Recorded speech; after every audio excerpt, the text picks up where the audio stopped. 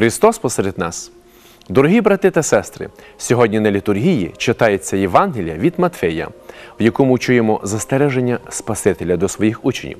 Якщо хто хоче йти за мною, хай зречеться себе, візьме хрест свій і йде за мною. Бо хто хоче душу свою зберегти, той погубить її, а хто погубить душу свою заради мене, той знайде її. Бо прийде Син Людський у славі Отця свого з ангелами своїми, і тоді воздасть кожному по справах його.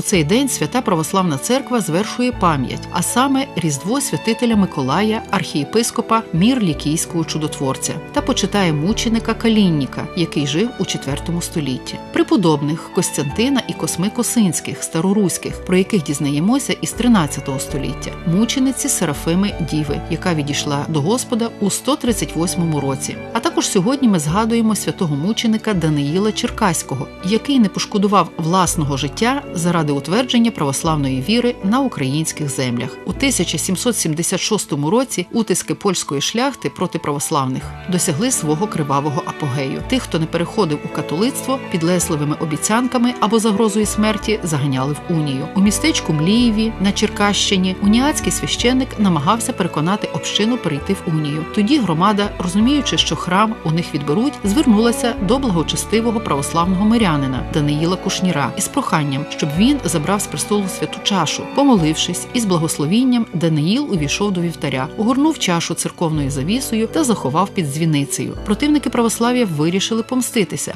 Даниїла посадили до в'язниці у Смілянському замку. Йому запропонували життя взамін на зраду віри. За православну віру готовий я померти. Саме такі слова почули поляки від сповідника. Ці слова стали вироком і водночас подвигом. Поляки прив'язали мученика до дерев'яного хреста, облили смолою та підпалили. Але навіть в останні секунди земного буття він закликав народ берегти святе православ'я. Тієї ж миті шабля одного з катів обірвала страждання мученика, мужність якого зміцнила сили вірних у збереженні прабатьківських традицій.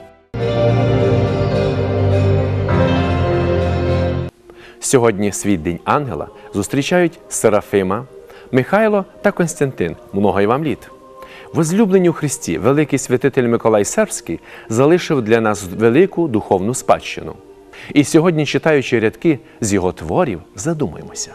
У це життя ти посланий не для того, щоб мати щастя, а для того, щоб його заслужити.